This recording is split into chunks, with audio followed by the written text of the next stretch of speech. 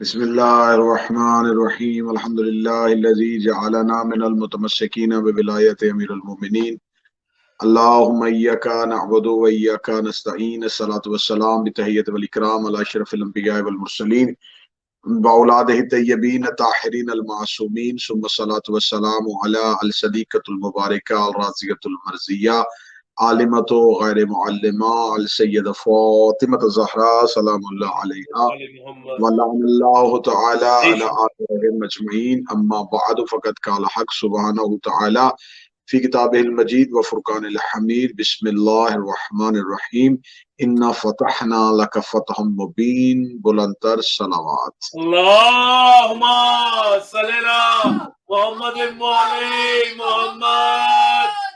دعائے مالکان عزت آج کے اس ذکر کا اہتمام کرنے والے، اس ذکر کو سماعت کرنے والے، اس ذکر کو دیکھنے اور سننے والوں کی تمام توفیقات میں اضافہ فرمائے۔ والی مطلق شہنشاہ جناب سید انتصار شاہ صاحب کی اور اس چینل ولایت علی کی میرے مالک اس کو دن دگنی رات چگنی ترقی عطا فرمائے۔ میرا مالک ہر طرح کے حاسدین کے حسد سے، شریروں کے شر سے اور دشمنوں سے محفوظ و مامون فرمائے۔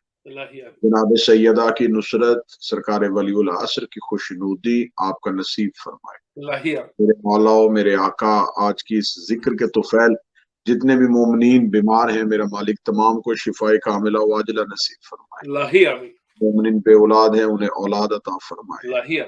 جو کربلا جانے کے لیے تڑپ رہے ہیں میرا مالک جلد از جلد مولا سرکار سید الشہداء کی دہلیز کا سجدہ نصیب فرمائے۔ ہمارے آقا ہمارے مولا ہمارے وارث کے ظہور میں تعجیل فرمائے۔ قبولیت کے لیے صلوات مل کے بابا سے بلند تلاوت فرمائیے۔ اللہم صلی علی محمد وعلی محمد۔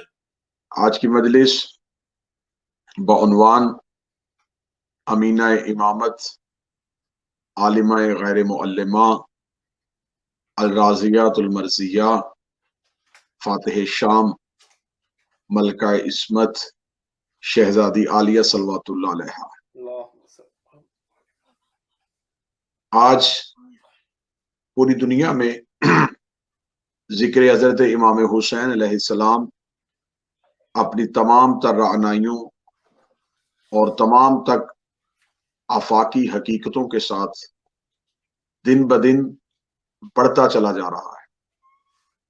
امام حسین علیہ السلام کی عزاداری پھیلتی چلی جا رہی ہے۔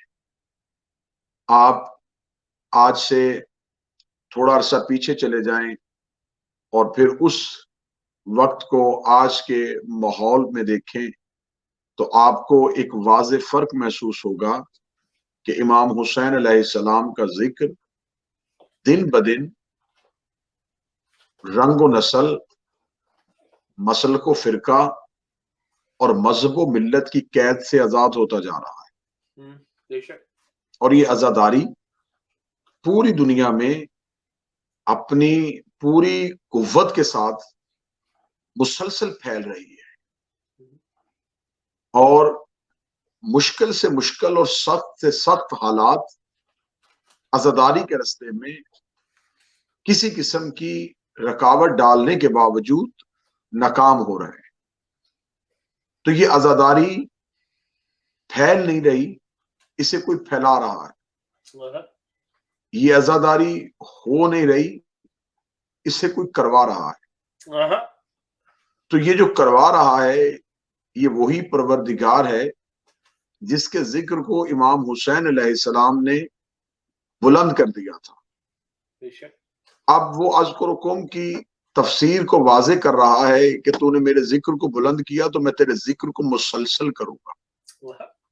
اب اس ذکر کو مسلسل کرنے کے پیچھے کیونکہ ہمارا گفتگو کا ٹاپک شہزادی عالیہ ہے تو میں اس کے ذیل میں، اس کے عنوان میں، اسی باب میں چند معروضات پیش کرنا چاہوں گا کہ آج بالخصوص اب یہ جو دور ہے، دور حاضر، اور یہ عصر حاضر جو ہے وہ جدید ترین تقاضوں کے عین مطابق ہے، جہاں آپ کو میرا خیال ہے کہ ایسا میڈیا کی آزادی اور ایسا خبر کی ترسیل کسی بھی دور میں میسر نہیں تھی جو آج کے دور میں میسر ہے۔ ایسا ہی آج کے دور میں ایک خبر جو ہے وہ جب چلتی ہے تو وہ خبر میرا خیال ہے کہ وہ واقعہ ابھی رونما ہو رہا ہوتا ہے یا ابھی لمحہ پہلے ہو چکا ہوتا ہے اور پوری دنیا میں اس واقعے کی خبر پھیل جاتی ہے۔ جب اس واقعے کی خبر پھیلتی ہے تو پھر اس واقعے کی خبر پہ تصدیق، تبصرے، اس کے حق میں دلائل، اس کی مخالفت میں دلائل، یہ چاروں طرف سے شروع ہو جاتے ہیں۔ پہلے خبر ایک مین سٹریم میڈیا پہ آتی ہے، پھر جیسا کہ اب سوشل میڈیا اور سوشل میڈیا کی بہتان، جیسا کہ اب بھی ہم یہ مجلس کسی چوک یا چوراہے میں نہیں، اسی سوشل میڈیا کے اس چینل کو عزاخانہ بنا کے اور پوری دنیا کے رہنے والے مسلمانوں کو ذکر امام حسین کی طرف متوجہ کر رہے ہیں اس چینل ولایت علی کی وساطت سے۔ تو اب جب یہ خبر کسی بھی جگہ سے اٹھتی ہے، وہ خبر چلتی ہے، تو اس خبر کے حق میں اور اس خبر کی مخالفت میں مختلف قسم کی آوازیں اٹھنی شروع ہو جاتی ہیں۔ مثلا اگر کسی جگہ پہ کوئی حادثہ ہوتا ہے یا کسی جگہ پہ کوئی جنگ ہوتی ہے یا کسی جگہ پہ دو افراد یا دو قومیں آپس میں لڑتی ہیں، تو ہمیں کیمرہ یہ تو دکھا دیتا ہے کہ فلاں جگہ پہ ایک جنگ ہو رہی ہے، وہ جنگ دو فریقوں کے درمیان ہے، فریقین کے درمیان جو جنگ ہے۔ تو ہم جب اپنے ٹی وی چینل کو تبدیل کرتے ہیں تو آپ اس بات کا لطف لیں گے کہ ایک چینل پہ جسے ظالم دکھائی دیا جا رہا ہوتا ہے وہ اگلے ہی چینل پہ مظلوم بن کے ابھر آتا ہے۔ ہم جب مختلف قسم کے تبصرے سنتے ہیں، جب مختلف قسم کے تبصرہ نگار اپنی اپنی تکنیک کے حوالے سے اس پہ انالیسس کرتے ہیں، تو ہمیں مختلف قسم کی خبروں کے نیچے سے مختلف قسم کی باتیں اور حقائق سامنے آتے ہیں۔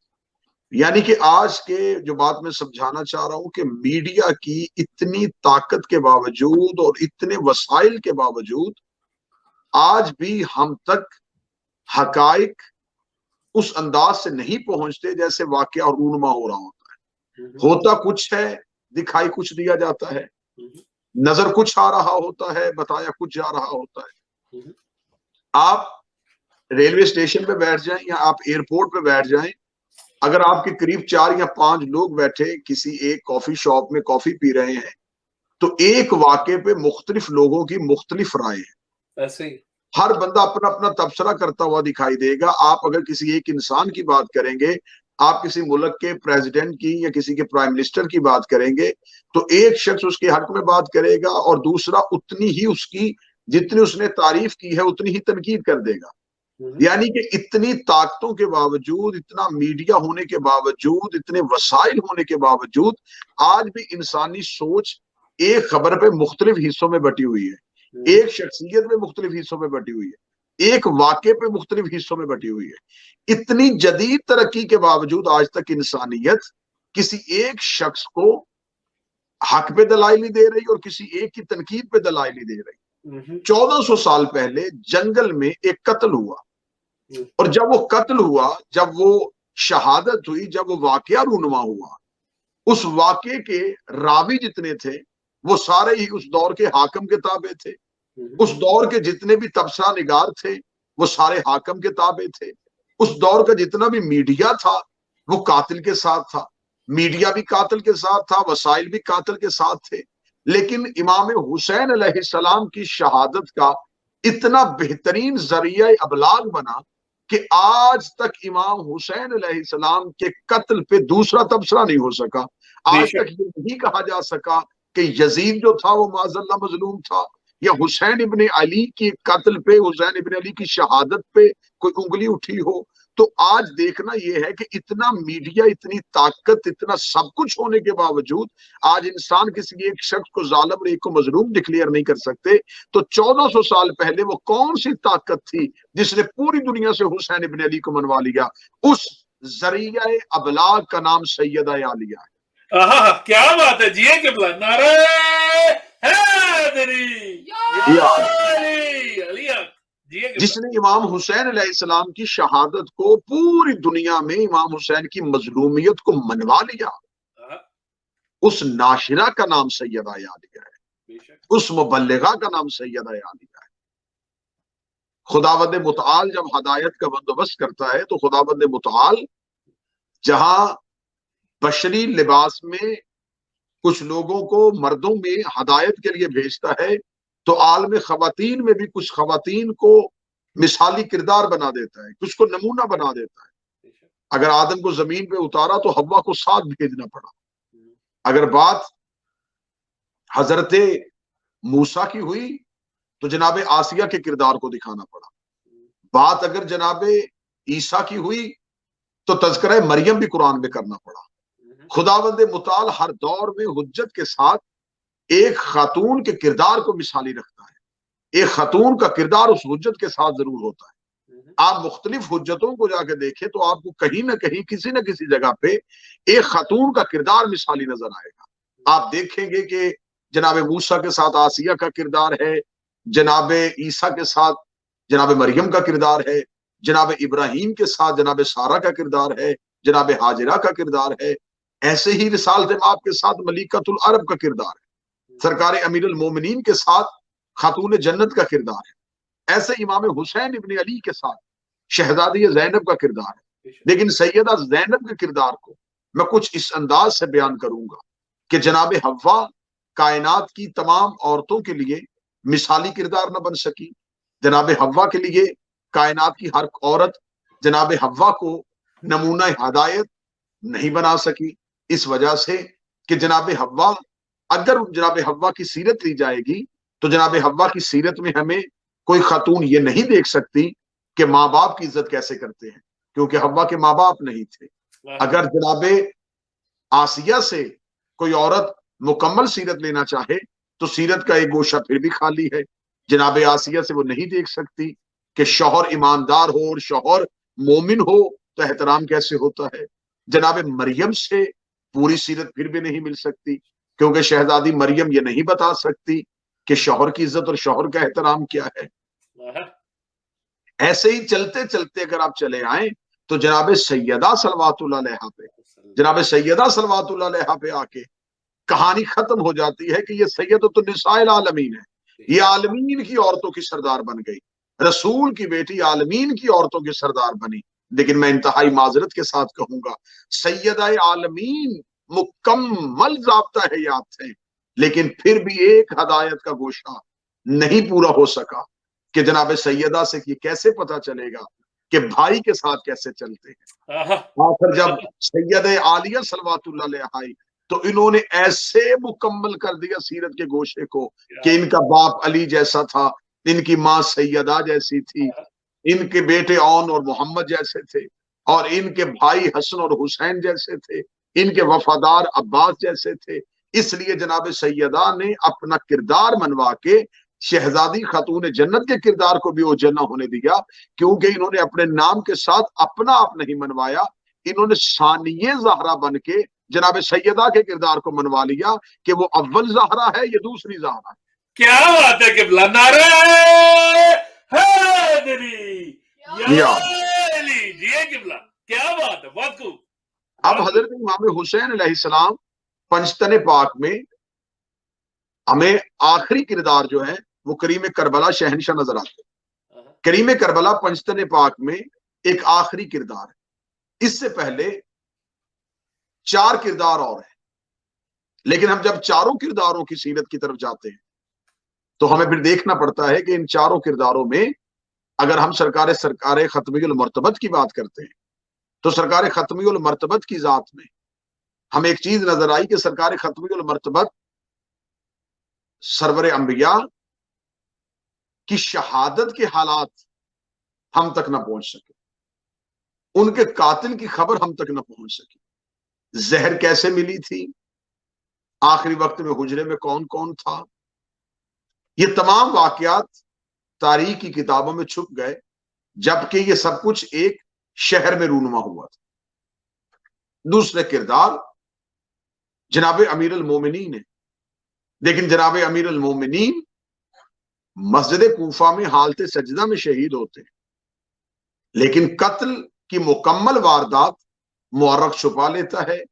اس قاتل کو کس نے بھیجا تھا، یہ زہر کہاں سے خریدی گئی تھی، یہ کوفہ میں کس کے گھر مہمان بنا تھا، اسے لالچ کیا دیا گیا تھا، یہ تلوار کہاں سے خریدی گئی تھی، یہ کہاں پہ زہر میں بجھائی رکھی تھی، یہ سارے واقعات چھپا دیے گئے، جبکہ یہ سب کچھ ایک بستی میں ہوا تھا۔ جناب سیدہ صلوات اللہ علیہا کے دروازے پہ 40 افراد کا حلہ آتا ہے، دروازہ جلا دیا جاتا ہے، شہزادی زخموں کی تاب نہ لاتے ہوئے شہید ہو جاتی ہیں، لیکن آج تک مورخین کی زبانوں پہ تالے ہیں، قاتل چھپ گئے، جبکہ یہ بھی ایک بستی میں ہوا تھا۔ حضرت امام حسن مجتبی علیہ السلام کو مدینہ میں ایک خاتون کے ذریعے سے زہر دی جاتی ہے، لیکن یہ نہیں بتایا جاتا کہ وہ خاتون کس کی بیٹی تھی، اس کا بھائی کس جنگ میں کس کے ساتھ تھا، یہ زہر کہاں سے آئی تھی، اس میں لالچ کیا چھپا ہوا تھا، وہ بھی ساری کی ساری ہسٹری چھپ گئی، جبکہ یہ بھی ایک شہر میں ہوا تھا۔ تو میں صاحبان متوجہ کرنا چاہتا ہوں کہ یہاں 4 ہستیوں کی قتل، 4 ہستیوں کی شہادت بستیوں میں ہوئی، شہروں میں ہوئی، مسلمانوں کی آبادیوں میں ہوئی، لیکن قاتل چھپ گیا۔ لیکن امام حسین علیہ السلام کی شہادت نہ بستی میں ہوئی نہ شہر میں ہوئی، امام حسین علیہ السلام کی شہادت ایک جنگل میں ہوئی، دور دور تک بستی بھی کوئی نہیں تھی، دور دور تک کوئی رستہ چوراہا بھی کوئی نہیں تھا۔ جو قتل بستیوں میں ہوئے وہ چھپ گئے، جو جنگل میں ہوا اس کا قاتل ظاہر ہو گیا۔ ان 4 قتلوں کا چھپ جانا اور اس قتل کا نہ چھپنا ایک ہی کردار ہمیں نظر آتا ہے کہ ان 4 قتل میں کوئی بھی زینب جیسی بہن نہیں تھی۔ کیا بات ہے جی قبلہ، بہت خوب، بہت امام حسین علیہ السلام کے ساتھ ہمیں کردار نظر آتا ہے۔ اور یہاں میں اپنے بہترین سننے والے جو اس چینل کی وساطت سے مجھ جیسے طالب علم کی معروضات سنتے ہیں، میں یہ گزارش کرنا چاہوں گا کہ قطعاً آپ صرف کہنے کے ساتھ ایک فرق آئے گا، لیکن نظریہ وہی رہے گا، لیکن الفاظ کی تبدیلی کے ساتھ عقیدہ بہت بہتر ہو جائے گا۔ شہزادی زینب صلوات اللہ علیہا بھائی کے ساتھ وطن چھوڑ کے نہیں گئی، حجت کے ساتھ وطن چھوڑ کے گئی۔ بے شک، کیا بات، کیا بات۔ کردار سیدہ بھائی کی محبت تھی، یہ بات اپنی جگہ پہ حقیقت ہے کہ بھائی تھے، بھائی کی محبت تھی، لیکن یہاں احترام حجت کی وجہ سے ہو رہا۔ سرکار حضرت ابوالفضل العباس اپنی جان قربان کر رہے ہیں اپنے امام پر، مولا علی اکبر اپنی جوانی دے رہے ہیں اپنے آقا اور اپنے مولا پر۔ آل محمد کے گھر میں حجت کا احترام ہے، اور یہ الگ بات ہے کہ یہ قسمت کی بات ہوتی ہے کہ بھائی بھی ہو اور امام بھی ہو، کیا کہنے، کیا باپ کہنے، بھی ہو اور امام بھی ہو۔ یہ احترام تھا، لیکن یہاں سب کچھ جو ہو رہا تھا، یہ سارا کچھ جو کیا جا رہا تھا، یہ محبت امام میں ہو رہا تھا، یہ حجت کی محبت میں ہو رہا تھا، یہ امام کی خاطر وطن چھوڑا جا رہا تھا، یہ امام کی خاطر جایا جا رہا تھا۔ اب اس شہزادی کے ساتھ میں نے آپ کے سامنے مجلس کے آغاز میں اللہ کے قرآن سے ایک آیہ کریمہ تلاوت کی ہے، اِنَّا فَتَحْنَا لَكَ فَتْحًا مُبِينًا، بے شک میرا محمد ہم نے آپ کو فتح مبین عطا فرمائی ہے، ہم نے فتح مبین کی صورت میں ایک فتح عطا فرمائی ہے۔ آ جائے کہ مفسرین عامہ اور مفسرین خاصہ سے پوچھئے، یہ فتح مبین والی آیت بدر میں نہیں آئی، یہ احد میں نہیں آئی، یہ خیبر میں نہیں آئی، یہ خندق میں نہیں آئی، یہ دروازہ ہوا میں اڑنے کے بعد نہیں آئی، یہ کل ایمان بننے کے بعد نہیں آئی، یہ 313 کے مارکے میں نہیں آئی، یہ احد کی پہاڑیوں پہ نہیں آئی۔ آپ کے لیے لطف ہوگا اور آپ اسی جملے پہ دعا دیجئے گا، یہ آیت تب آئی جب 6 ہجری مو علی کے گھر میں شہزادی زینب آئی، تو خدا نے قرآن میں کہا اِنَّا فَتَحْنَا لَكَ فَتْحًا مُبِينًا، اے میرا محمد ہم نے زینب کی صورت میں تمہیں فتح مبین عطا کر دی۔ کیا کہنے کے بلا، نعرہ حیدری یا علی، کیونکہ علی ہے امام مبین، امام مبین کو ایک فتح مبین چاہیے تھی۔ لا الہ الا اللہ چھپ جاتا اگر محمد رسول اللہ نہ ہوتا، محمد رسول اللہ چھپ جاتا اگر غدیر میں علی ولی اللہ نہ ہوتا، علی ولی اللہ چھپ جاتا اگر کربلا میں حسین بنا الہ الا نہ ہوتا، اور حسین چھپ جاتا اگر شام میں سیدہ زینب سلام اللہ نہ ہوتا۔ کیا بات ہے، کیا بات ہے۔ اللہم صلی صلی اللہ اللہ محمد، محمد مولی محمد۔ جیو قبلہ، کیا بات ہے۔ جس نے تسلسل ہدایت کو مسلسل رکھا اس شہزادی کا نام آ گیا۔ بے شک۔ اس شہزادی کی زیارت میں میرے چوتھے شہنشاہ جو کہہ کے بی بی کو سلام کرتے ہیں، وہ سلام ہے السلام علیکہ یا عالمہ غیر معلمہ، اے وہ عالمہ جو کسی سے نہیں پڑھی۔ کیا بات۔ میں اس لفظ کی گہرائی میں جاؤں گا اور اس لفظ کی گہرائی سے عرفان کا ایک موتی حاصل کروں گا۔ سید الساجدین کہتے ہیں اے کسی سے نہ پڑھنے والی عالمہ۔ ان پڑھوں کے گھر میں اگر کوئی کہے نا میں کسی سے نہیں پڑھا تو یہ عیب نہیں، کیا بات۔ لیکن کوئی پڑھے لکھوں کے گھر میں بیٹھ کے کہے نا کہ میں عالم ہوں لیکن کسی سے نہیں پڑھا، کیا کہنے قبلہ، کیا کہنے۔ بہت خوب۔ میں اس لفظ کی گہرائی میں ایک جملے کے سہارے پہ جانا چاہتا ہوں، کیونکہ حد ادب ہے، دہلیز بڑی پاک ہے اور زبان انتہائی کمتر ہے۔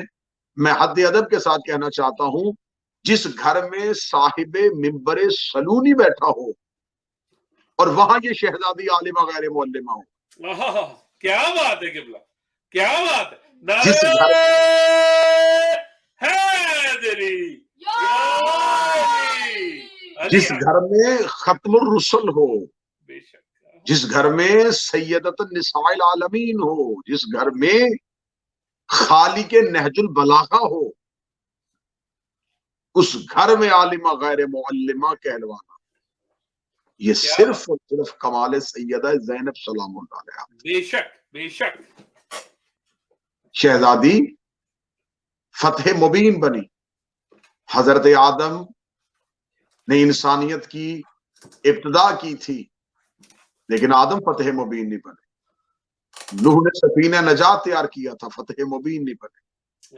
ابراہیم نے آگ کو گلزار کیا تھا، فتح مبین نہیں بنے۔ موسیٰ نے طور پہ کلیم اللہ کا لقب لیا تھا، فتح مبین نہیں بنے۔ عیسیٰ نے چوتھے آسمان میں اپنے آپ کو قرب خداوندی کے معیار پہ دکھایا تھا لیکن فتح مبین نہیں بنے۔ میرے سالت امام نے یا ایھا المزمل یا ایھا المدثر کے تمغے اپنے سینے پہ سجائے تھے، فتح مبین نہ ہو سکے۔ فاتح میدان، فاتح بدر و حنین، فتح مبین نہ۔ کلم حسن فتح مبین نہ، شجاعت الحسین فتح مبین نہ، خطبہ عالیہ فتح مبین۔ بے شک، کیا بات ہے۔ اور دعا لینے کے لیے صاحب عقیدہ احباب سے یہ گزارش کروں گا کہ علی کا لہجہ دو ہی ہستیوں نے ادھار لیا ہے، یا معراج میں پروردگار نے لیا تھا یا بازار شام میں سیدہ نے لیا تھا۔ بہت خوب، بہت خوب قبلہ، ماشاءاللہ۔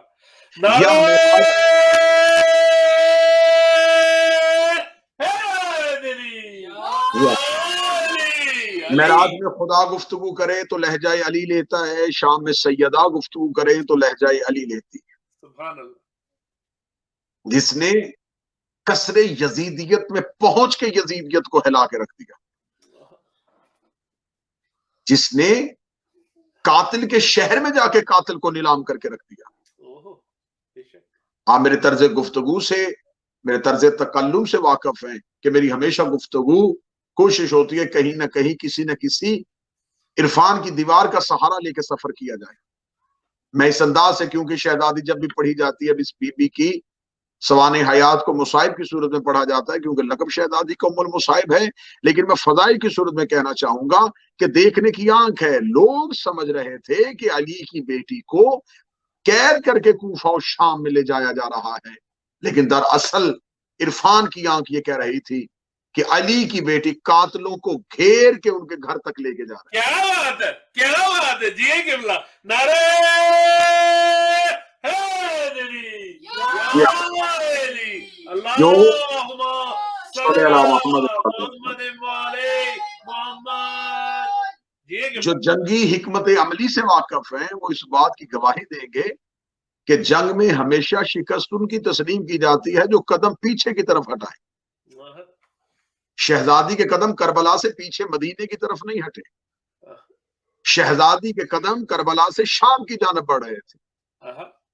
یہ کوفہ کی گلیوں میں جو قاتلوں کا رش تھا یہ علی کی بیٹی کے لہجے کی جھلک تھی کہ شہزادی اپنے لہجے کی چاپک کے ساتھ، اپنے خطبوں کے تازیانوں کے ساتھ، اپنی جرت کی للکار کے ساتھ ان کو للکارتی ہوئی کوفہ کی گلیوں میں رسوا کرتی ہوئی، دارالامارہ کی بلندیوں سے زمین پہ گراتی ہوئی، شام کے کسرے یزیدیت میں ان کو منہ چھپواتی ہوئی، علی کی بیٹی اس انداز میں فاتح بن کے کسرے یزید میں داخل ہوئی ہے کہ جب شہزادی کسرے یزید میں داخل ہوئی ہے تو صاحبان اگر اس تاریخ کو تھوڑا سا پیچھے لے کے جائیں تو آپ کو پیچھے جا کے ایک وقت میں آپ کو یاد کروا دیتا ہوں. جب سرکار ختم المرتبت فتح مکہ پہ مکہ میں داخل ہوتے ہیں تو سرکار ختم المرتبت فاتحانہ انداز میں مکہ میں داخل ہوتے ہیں، اور جب مکہ میں داخل ہوتے ہیں تو بنی امیہ کا سردار ابو سفیان جب رسالت مآب کے سامنے قیدی بنا کے لیا جایا جاتا ہے تو وہ سرداروں کی ذہنیت تھی، ان کے ذہن میں وہی غاصبانہ سوچ تھی، ان کے ذہن میں وہی جاہلانہ طریقے کے سرداری کے نظام تھے. لیکن رسالت مآب صلی اللہ علیہ وآلہ وسلم کے سامنے جب لایا جاتا ہے تو ذہن میں یہ خاکہ تھا اور انسانیت کے ذہنوں میں یہ تصویر تھی کہ ابھی سر کاٹا جائے گا، ابھی دیوار میں زندہ چنوایا جائے گا، ابھی آگ جلوا کے بھسم کر دیا جائے گا. لیکن کیا کہنے رحمت للعالمین تیری زبان اطہر کے سرکار ختمی المرتبت نے زندہ گاڑ دیا، اموی کرداروں کو ہمیشہ کے لیے زمین بوس کر دیا. میرے آقا و مولا اگر وہاں موت دے دیتے تو شاید یہ کردار ہمیشہ کے لیے مر جاتے، تو شاید آنے والی نسلوں کے سامنے یہ بھی مظلوم بن جاتے. لیکن کیا کہنے رسالت مآب صلی اللہ علیہ وآلہ وسلم کی حکیمانہ حکمت کے کہ آپ نے قتل نہیں کیا، آپ نے ہمیشہ کے لیے زندہ زمین پہ گاڑ دیا.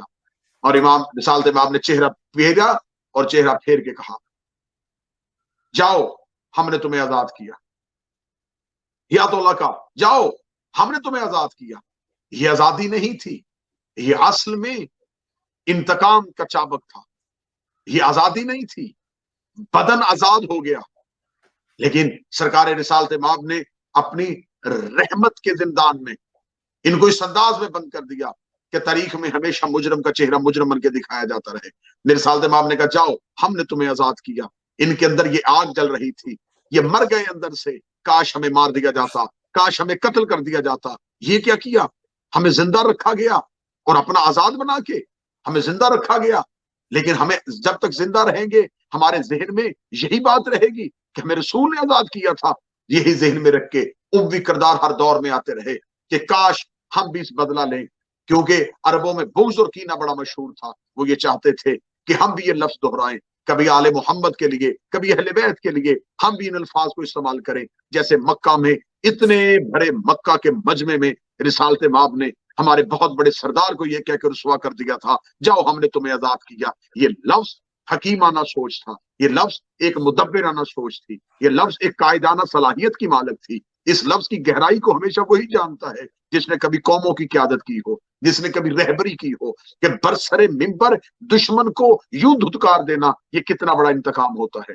کسی کو تلوار کی ضرب کے بدلے یوں لفظوں کا زخم دے دینا یہ کتنے بڑا زخم ہوتا ہے. سرکار رسالت مآب نے یہ آزادی کا لفظ کہا تھا. یہ ساری زندگی ذہن میں یہ خلش لے کے بیٹھے رہے کاش ہم بھی یہ انتقام لیں. امیر المومنین کا دور آیا، بڑی کوشش کی گئی کہ کبھی ایسا ہو کہ علی کو ہمارے سامنے کھڑا کیا جائے اور علی قیدی کی حالت میں ہو اور ہم بھی کہیں ہم نے تمہیں آزاد کیا. لیکن ایسا کچھ نہ ہوا.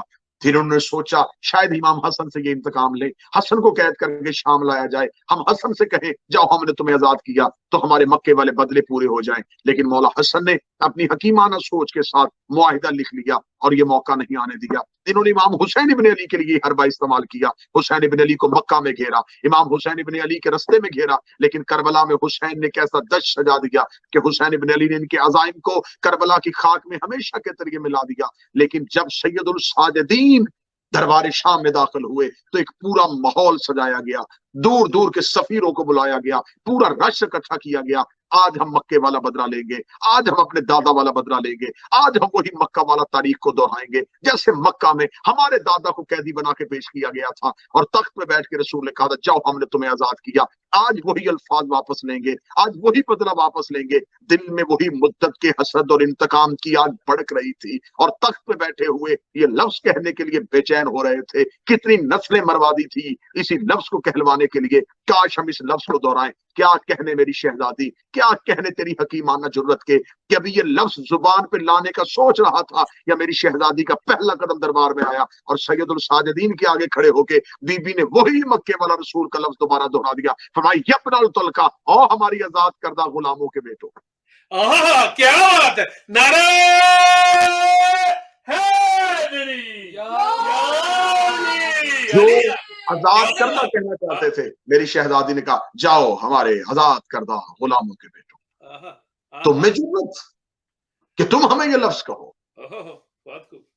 یہ دربار کے کونے سے ایک شخص اٹھا، اس نے اٹھ کے کہا کہ اگر آپ نہ بھی مانے لیکن اس بات کو تسلیم کیجئے کہ امیہ نے ہاشمیوں پہ برتری حاصل کر لی۔ وہ جو مدت کی لڑائی تھی عرب میں اموی اور ہاشمیوں کی، آج بظاہر اموی جیت گئے، آج ہاشمی برسر قید ہیں، آج خانوادہ رسول کے ہاتھوں میں رسیاں ہیں اور امیہ کا بیٹا تخت پہ بیٹھا ہوا ہے۔ آج خاندان رسول کا فرد کربلا میں قتل ہو چکا ہے لیکن امیہ کا بیٹا تو تاج پہنے ہوئے ہے۔ اتنا لفظ کہنا تھا میری شہزادی کا۔ اگلا جملہ سنیے گا اور زندگی قربان کروں۔ میری شہزادی نے کہا ابھی رک، تھوڑی دیر رک، میں تجھے بھی جواب دیتی ہوں۔ یہ خاموش ہوا، یہ دربار کے کونے سے مؤذن اٹھا۔ جب اس نے کہا اشہد ان محمد رسول اللہ، بی بی نے کہا اب بتا اموی جیتے ہیں یا ہاشمی جیتے ہیں؟ کیا بات ہے، نعرہ حیدری، اگر اس میں جرت ہے اگر اس میں جرت ہے تو اسے کہے کہ دربار میں اذان میں میرے نانا کا نام نکال کے اپنے نانا کا نام شامل کر، اپنے دادا کا نام شامل کر، لیکن یہ کبھی بھی نہیں کر سکیں گے کیونکہ لکڑیوں کے ڈھیر پہ بیٹھنا آسان ہے، محمد کی دوش پہ بیٹھنا آسان ہے۔ کیا بات ہے، ماشاءاللہ۔ جاہلوں پہ حکمرانی کرنا آسان ہے، خلیفت اللہ بننا صرف آل محمد ہی کے گھر کا شیوا۔ بے شک بے شک۔ انتقام لیا شہزادی نے۔ ہمارے اہل بیت شہید محسن نقوی کہا کرتے تھے قدم قدم پہ چلا گئے سے جلا گئی ہے علی کی بیٹی، یزیدیت کی ہر ایک سازش پہ چھا گئی ہے علی کی بیٹی، کہیں بھی ایوان ظلم تعمیر نہ ہو سکیں گے اب جہاں میں، غرور و ظلم و ستم کے پرزے اڑا گئی ہے علی کی بیٹی۔ کیا بات، بے شک۔ شہزادی نے اپنے خطبے کی للکار کے ساتھ، لہجے کی تھار کے ساتھ ایسا قتل کیا۔ یہ سمجھ رہے تھے کہ شاید ہم، امام حسین کے پاس اقلیت تھی، حسین کو صرف 72 ملے۔ میری شہزادی کے دربار میں خطبے سنیے گا، میری شہزادی کہتی ہے میرے حسین کے کم تعداد لشکر پہ طنز کرنے والوں مجھے بتاؤ، آج تم یہ طنز تو کر رہے ہو کہ حسین کے ساتھ لشکر بڑا چھوٹا تھا، اس طنز کو بند کرو اور مجھے بتاؤ تم نے تو شام کی فوجیں اکٹھی کی تھی، تم نے تو کوفہ کی فوجیں اکٹھی کی تھی، تم نے تو مصر سے لوگ بلوائے تھے، تم نے تو پورے عرب کا لشکر اکٹھا کیا تھا، تمہاری فوجوں کا رج تو اتنا زیادہ تھا کہ کربلا سے شروع ہو کے کوفہ کے دارالعمارہ تک تمہاری فوجیں کھڑی تھی، لیکن جن 72 پہ تم آج طعنہ و تشنیع کر رہے ہو، مجھے بتاؤ جب جنگ ختم ہوئی تھی تو تمہارے سالار عمر سعد نے تمہارا لشکر انگلیوں پہ کیوں گنا تھا؟ تم لاکھوں کو انگلیوں میں گن کے لے کے آئے ہو۔ یہ آج عزاداری، آج یہ مجلسیں، آج یہ ذکر حسین کی بلندی، آج گلی گلی نگر نگر حسین زندہ باد کے نعرے، یہ سارے کا سارا فیض ہے شہزادی فاتح شام کا۔ بے شک۔ شام ہر دور میں سازشوں کا گڑھ تھا۔ شام اگر وقت ہوتا تو شام کی تاریخ پڑھی جاتی کہ کس کس دور میں شام کو فتح کرنے کی خواہش کس کس امام نے کی تھی۔ یہ صرف ایک علاقہ نہیں تھا. تیسری خلافت کے دور میں حمص، لبنان، یمن، یہ سارے کا سارا اکٹھا کر کے شام کو دے دیا گیا تھا، اور اس پورے علاقے کو شام بنا کے اس پہ حاکم بنا دیا گیا تھا یزید کے باپ کو. 42 سال حکومت کی اس نے شام میں، 42 ایئرز مسلسل اس نے شام میں حکومت کی ہے. 42 سال اس نے لوگوں کو دوسرا اسلام نظر ہی نہیں آنے دیا. وہی اسلام لوگ سمجھتے تھے شام کے جو وہ بتاتے تھے. کیا حالت ہوگی اس شام کی جہاں منبروں پہ امیر المومنین کے خلاف زبانیں بولتی تھی، جہاں خطیب خریدے جا چکے تھے، جہاں حلال اور حرام کی تمیز بھول چکے تھے، جہاں اسلام کو مذاق بنایا جا رہا تھا. اس شام کو فتح کرنے کی حسرت امیر المومنین کے دل میں تھی. امیر المومنین نے اسی وجہ سے کوفہ کو دارالخلافہ بنایا تھا، مرکز حکومت کوفہ بنایا تھا. علی شام فتح کرنا چاہتے تھے. پہلی دفعہ نکلے اور میدان جمل میں علی کا راستہ روک لیا گیا. دوسری دفعہ امیر المومنین نکلے تو صفین میں امیر المومنین کو روک لیا گیا، شام تک علی کو نہ پہنچنے دیا گیا. تیسری بار علی نکلے تو نہروان میں علی کو روک لیا گیا. آخر کوفہ میں مولا علی کی شہادت ہو. مولا حسن شام فتح کرنا چاہتے تھے، قلت انصار کی وجہ سے قیام نہ ہو سکا. حسین علیہ السلام شام فتح کرنا چاہتے تھے، مدینہ سے کوفہ آنا چاہتے تھے اور کوفہ سے شام فتح کرنا چاہتے تھے. لیکن کربلا میں حسین نے دش سجا دیا. جو کام 3 حجتیں نہ کر سکی وہ اکیلی علی کی بیٹی تھی. کیا بات ہے. نعرہ حیدری. اس انداز سے اپنا لشکر اس انداز سے اپنا لشکر لے کے چلی، اس انداز سے اپنا لشکر لے کے چلی. کیا کہنے میری عالیہ تیرے لشکر کے، کیا کہنے میری شہزادی تیرے جنگ بندی کے، کیا کہنے میری بی بی تیرے فتح کے انداز کے. شام کے غرور کو ہمیشہ کے لیے خاک میں ملا، اور شام کے تخت و تاج کو برباد کرنے کے بعد میری شہزادی نے اپنا مرکز بھی شام ہی بنا لیا، خود شام ہی میں رہ گئی. یہ علی کی باعزت بیٹی، یہ مدینہ سے چلی تو بطول تھی، مکہ میں آئی جانشین رسول بن گئی. کربلا میں 8 دن حسن بن کے حسین کو تسلیاں دیتی رہی. شام غریباں کی کرات آئی، علی کی بیٹی عباس بن گئی. پھر کربلا سے کوفہ گئی تو لہجہ بابے کا ہو گیا. کوفہ سے شام آئی، 72 بازار، 144 گلیاں، 288 موڑ، 9 بار دربار کی پیشیاں، 1 سال بغیر چھت والا زندان. شام سے رہا ہو کے پھر مدینہ، مدینہ سے قید ہو کے پھر دوبارہ شام. 6666 میل کے ننگے پاؤں ننگے سر سفر کر کے شام کی پہاڑیوں میں آ کے رو کے کہتی ہے میرے اللہ اب زینب تھک گئی، تیرا دین بچ گیا اور مجھے ماں کہنے والا کوئی نہ بچا. یہ علی کی بیٹی جس کے قد سے بھائی واقف نہ تھے، جس نے 21 رمضان کی صبح امیر المومنین کے چہرے کی زیارت کرنے کے لیے امیر المومنین کے حجرے کا پردہ اٹھایا تو امیر المومنین نے فرمایا میرے سارے بیٹے حجرے سے چلے جاؤ، مجھے اکیلی عالیہ سے بات کرنی ہے. اکیلی میری شہزادی مولا کے پاس رہ گئی تو مولا امیر المومنین نے فرمایا عالیہ میرا جی چاہتا ہے میرے سرحانے بیٹھ کے قرآن پڑھ. شہزادی عالیہ نے قرآن پڑھا. قرآن کی چند آیتیں پڑھی تھی. یہ زخمی امیر المومنین کی داڑھی آنسوؤں سے بھر گئی. ہاتھ اٹھا کے کہا زینب خاموش ہو جا. بابا پڑھنے کیوں نہیں دیتے؟ کہتے بس تیرا لہجہ سننا تھا، مجھے پتہ چل گیا تو شام کے بازاروں میں خطبے پڑھ لے گی، تو بازاروں میں خطبے پڑھ لے گی. بیوی رو کہتی بابا مجھے بتائیے مجھے خطبے پڑھنے کی کیا ضرورت ہے؟ میرا حسن جیسا بھائی ہے، میرا حسین جیسا بھائی ہے، میرا عباس جیسا بھائی ہے. بس جیسا ہی امیر المومنین نے کہا تھا پھر ایسا ہی ہوا. علی کی بیٹی کو 28 رجب کو وطن چھوڑنا پڑا. میری شہزادی اس انداز میں نکلی کہ جناب عبداللہ ابن جعفر طیار کے گھر سے جب نکلی تو دروازے پہ ہاشمیوں کا رش تھا. علی اکبر لینے کے لیے آئے ہوئے تھے، قاسم لینے کے لیے آئے ہوئے تھے، عباس لینے کے لیے آئے ہوئے تھے، خود حسین لینے کے لیے کھڑے تھے. شہزادی زینب نے اپنے گھر کا دروازہ کھولا، اپنے بھائیوں کی صف دیکھی، اپنے بھتیجوں کو دیکھا، ایک جیسے محمد دیکھے، ایک جیسے علی دیکھے، शहजादी आलिया रो के कहती है, आज इतने लेने के लिए आए हो, लेकिन जिसने भी लेके जाना है इस वादे के साथ लेके जाए, आज मुझे वो लेके जाए जिसने मुझे वापस छोड़ने के लिए आना है। इतना कहना था, या करीम करबला की आवाज आई, अकबर वापस आ जा, अब्बास वापस आ जा, कासिम वापस आ जा। आले मोहम्मद के हर फर्द कदम हटा रहे थे। मौला हुसैन की आवाज है, सज्जाद आगे बढ़िए, सज्जाद अपनी खुदी को साथ लेके आइए।